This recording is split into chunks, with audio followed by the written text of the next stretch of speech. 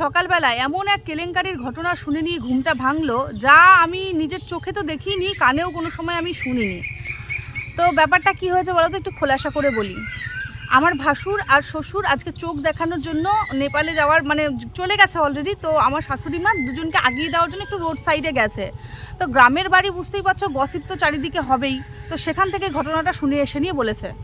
তো আমরা তো হচ্ছে কি এখানেই রয়েছি কয়েকদিন থেকে। পীযূষ চলে গেছিলো ইসলামপুর। আমার ছেলের যদিও সামার ভ্যাকেশনের ছুটি আছে, পীযূষ বলছে আমরা যদিও গ্রামের বাড়িতে কোনো রকম অনুষ্ঠান অ্যাটেন্ড করতে পারি না, ওই জন্য বলছে তাহলে পরে তোমরা থাকো, একবারে অনুষ্ঠান অ্যাটেন্ড করে পরের দিকে তোমাদেরকে নিয়ে যাব।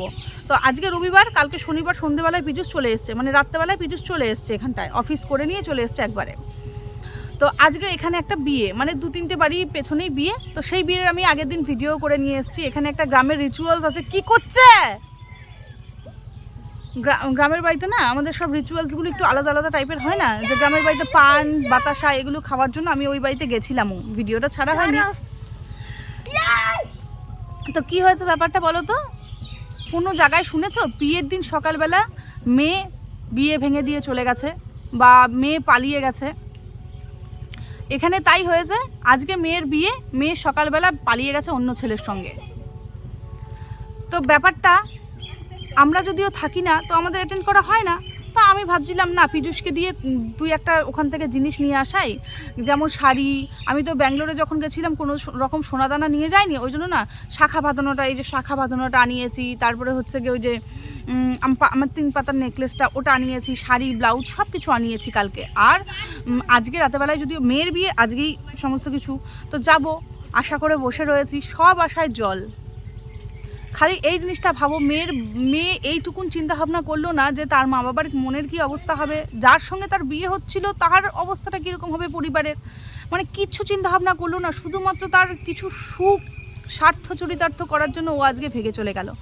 তো এতটুকুন ভাবা উচিত ছিল যে মা বাবা যাকে আমার জন্য নির্বাচিত করবে সে অবশ্যই ভালোই হবে, একটু বিশ্বাস রাখা উচিত ছিল। আর যার সঙ্গে ভেগে গেছে সে যেন কি করে, অঙ্কিতা যার সঙ্গে ভেগে গেছে সে কি করে? যার সঙ্গে ভেগে গেছে সে কি করে? কিছু কাজ করে না, ব্রাউন সুগার খায়। ব্রাউন সুগার মানে বুঝলে ব্যাপারটা, মানে নেশা জাতীয় মাদক দ্রব্যের সঙ্গে ও জড়িত, মানে ও খায়, নেশাগ্রস্ত একটা। তো জাস্ট ভাবো, নিজের পায়ে নিজে কুড়ুলমালা যেরকম বলে, ও নিজের পায়ে নিজে কুড়ুলটা মেরেছে। আমরা যদিও হাসছি, গল্প করছি, এটা নিয়ে একটা গসিপ করছি, কিন্তু এটা কিন্তু সেটা করার একটা জায়গা রাখে না। মেয়েটাতে ভেগে গেল, যার সঙ্গে আজকে ওর বিয়ে হওয়ার কথা ছিল, মানে ওর হচ্ছে গিয়ে যার সঙ্গে বিয়ে ঠিক হয়েছিল তার সঙ্গে কিন্তু ওর রেজিস্ট্রি ম্যারেজ হয়ে গেছে। জানি না নেক্সট যে ছেলেটার সঙ্গে ও পালিয়ে গেছে সেই বিয়েটা গ্রহণযোগ্য হবে কি হবে না সেটাও আমি জানি না। জাস্ট আমি ভাবছি দুটো ফ্যামিলির কথা, দুটো ফ্যামিলির কিন্তু মান সম্মান নিয়ে টানাটানি পড়ে গেল। দুটো ফ্যামিলি, মানে মেয়ের বাড়ি লোক অলরেডি চলে এসছে, ছেলের বাড়িতেও অবভিয়াসলি এসছে, আজকে বিয়ে অবশ্যই আসবে।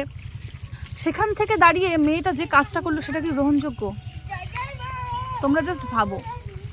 আমি একদম অ্যাপ্রিসিয়েট করছি না, কেননা মেয়েটা, আমরা যেদিনকা এর আগের দিন ওই আলতা পরানোর একটা রিচুয়ালস হয় না, আলতা পরাবে একটুখানি, ওই যে পান চুন এগুলো খাইতে ডাকে, ওই সমস্ত করতে আমি গেছিলাম। সেদিনকার শুনছি মেয়েটা নাকি নিজের জুয়েলারি কিছু কিনতে গেছে, জমি বিক্রি করে বাবা মা টাকা পয়সা অ্যারেঞ্জ করেছে, ছেলের বাড়িতে কিছু ডিমান্ড ছিল সেগুলো পূরণ করেছে। ওরা তো চারিদিক থেকে নিঃস্ব হয়ে গেল। কিছু কিছু মেয়ে, কি বলবো আমি, বলার ভাষা পাচ্ছি না। অঙ্কিতা তো হেসেই মরে যাচ্ছে, কাকি চলো একটুখানি যাই ভিডিও করে আসি। অঙ্কিতা আমাকে তখন থেকে বলছে কাকি আমাদের বিয়ে বাড়িটা খাওয়া হলো না, আমার খুব ইচ্ছা ছিল একটু বিয়ে বাড়ি খাবো। আসলে আমি যদিও কোনো বিয়ে বাড়ি অ্যাটেন্ড করতে পারি না, অনুষ্ঠান বাড়ি বিশেষ করে, তো আমার খুব ইচ্ছা ছিল এখানে অনুষ্ঠান হচ্ছে রাত্রেবেলা একটু সেজে গুজে যাবো সপরিবারে। দূর সব কিছুতে জল ঢেলে দিয়ে মেয়েটা চলে গেল। আর যার সঙ্গে গেছে সেও খুব একটা দূরে নয়, এই আশেপাশেই, ধরো 2-1টা গ্রাম পরেই হচ্ছে গিয়ে তার বাড়ি। মশা জানো, এখানে খুব মশা। বাগানে বসে রয়েছি, আর হচ্ছে গিয়ে আকাশের অবস্থা আজকে ভালো নয়। আকাশ সকাল থেকেই দেখছি বৃষ্টি বৃষ্টি বৃষ্টি ওয়েদার। তার জন্য ওই যে পেছনে ওরা দেখো ওখানে জল নিয়ে মাঠের মধ্যে, মানে বাগানের মধ্যে কাদা করছে আর খেলছে। আর এইদিকে পীযূষ অফিস থেকে এসছে, অফিস থেকে কালকেই এসছে, কালকেই ওকে হচ্ছে গিয়ে মানে অফিসের কাজ কমপ্লিট করে কালকেই সন্ধ্যাবেলায় ও এখানটায় চলে এসছে। আসার পর ওই ওদের বাড়িতেই ওর এক ছোটো কাকার সঙ্গে পীযূষের ভীষণ পরিচয়, মানে ভালো বন্ধুর মতন বলতে পারো। ওখানেই বসে কালকে খেলা টেলা দেখছে, দেখে এসছে। রাত্রেবেলা মেয়ে বাথরুম করার কথা বলেছে, বাথরুম করার কথা বলে নিয়ে মেয়ে উঠে নিয়ে মেয়ে হচ্ছে গিয়ে ছেলের সঙ্গে বাইকে করে উঠে ভেগে গেছে। সকালবেলা শাশুড়ি মা যখন এগিয়ে দিতে গেছে তখন গ্রামের বাড়ি বুঝতে পারছো না কতখানি গসিপ হয়।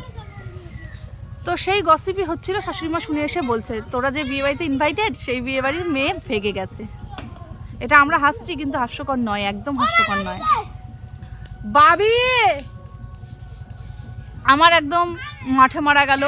আমরা সকাল থেকে দিদিভাই আর আমরা হাসাহাসি করছি, যেগুলো জামা কাপড় নিয়ে এসেছি সেগুলো পরিয়ে পরিয়ে অঙ্কিতাকে দেখাচ্ছি। অঙ্কিতাকে বলছি যে চল বিয়ে বাড়ি যখন নিমন্ত্রণ করেছে তখন গিয়ে নিয়ে না হয় অ্যাটেন্ড করেই আসি। কিন্তু যার বিয়ের অনুষ্ঠানটা, যার বাড়িতে এমন ঘটনা ঘটেছে তার অবস্থাটা একবার ভাবো দেখি, তার অবস্থাটা কেমন হচ্ছে। আমি জাস্ট ভাবছি এতগুলো ফ্যামিলি মেম্বার, এতগুলো ইনভাইটেড লোকের সামনে, আমরা হয়তো প্রতিবেশী আমরা জানি, কিন্তু যারা জানে না ফুলিয়ে দিয়েছে মশা, জানো এতগুলো ক্যামেরা আছে এখানটায়। যারা জানে না তারা তো রাতেবেলা হয়তো চলেও আসতে পারে, যারা ইনভাইটেড আছে তারা কি করবে, তাদের সামনে মুখটা কি করে দেখাবে, ফেস কিভাবে করবে, এই জিনিসটা একবার ভাবছো। আমি না এইগুলো জিনিসকে একদম অ্যাপ্রিসিয়েট করি না। ওই পরকীয়া জিনিসটাকে অ্যাপ্রিসিয়েট করি না। তুই ভেগে যেতি আর দুদিন আগে ভেগে যেতি, এত কিছু অ্যারেঞ্জমেন্ট হতো না, এত টাকা পয়সা খরচ হতো না, ছেলের বাড়িতে এত কিছু দিয়ে এসছে, সমস্ত কিছু এইগুলো হতো না, জমি টমি এগুলো বিক্রি করতো না। এগুলো কিছু মেয়েকে যদি কাঁচা কুঞ্চি দিয়ে পিটাই, শুধু মেয়ে কেন, যে কোনো ছেলে মেয়ে দুজন উভয়কেই আমি বলছি, এই সমস্ত বাজে কাজ করলে পরে যদি কাঁচা কুঞ্চি দিয়ে পিটাই তাও আমার রাগ যায় না, এরকম অবস্থা লাগে। মানে এদের তো টাকা আঢেল নেই, সমস্ত কিছু বেচে কিনে দিয়ে শেষ সম্বলটুকু বেচে দিয়ে মেয়ের বিয়ে ঠিক করেছিল। তারপরে যদি সকালবেলা উঠে নিয়ে মেয়েকে এভাবে খুঁজতে হয়, যদি সকালবেলা উঠে নিয়ে মা বাবা শুনতে পারে যে তার মেয়ে অন্য এক ছেলের সঙ্গে পালিয়ে গেছে, ভাবো কেমন অসভ্যতামি করছে। জাস্ট ভাবো তো একবার, কি করবো ওদেরকে নিয়ে। এদিকে আমি বিয়ে বাড়ি খেতে পারছি না, এখানে আরেকটা বিয়ে বাড়ি হচ্ছে, যার ওই যে শুনতে পাচ্ছ কিনা সানাইয়ের ওই যে ব্যান্ড পার্টির আওয়াজ। আমার আবার বিকেলবেলা একটা বিয়েতে সাজাতে যাওয়ার কথা আছে। আমি যার কাছে ব্রাইডাল মেকআপ শিখেছিলাম, ব্রাইডাল পার্টি দুটোই শিখেছিলাম, সে বলছে বৌদি তুমি যখন এখানে রয়েছো তো চলো আমার সঙ্গে একটুখানি হেল্পিং হ্যান্ডের কাজ করে দেবে। তো আমি বলেছি ঠিক আছে, 3:30 4টা নাগাদ আমার যাওয়ার কথা আছে, আমি হয়তো বা ওখানে যেতে পারি। তো যাই হোক, তোমাদের কাছে আমার এটা কোয়েশ্চেন যে এই অবস্থায় যদি তোমরা থাকতে বাড়ির লোক হয়ে তোমরা কি করতে। আমরা হাসি ঠাট্টা করছি কিন্তু তার বাড়ির অবস্থা খুবই খারাপ, দুটো ফ্যামিলির অবস্থা খুবই খারাপ।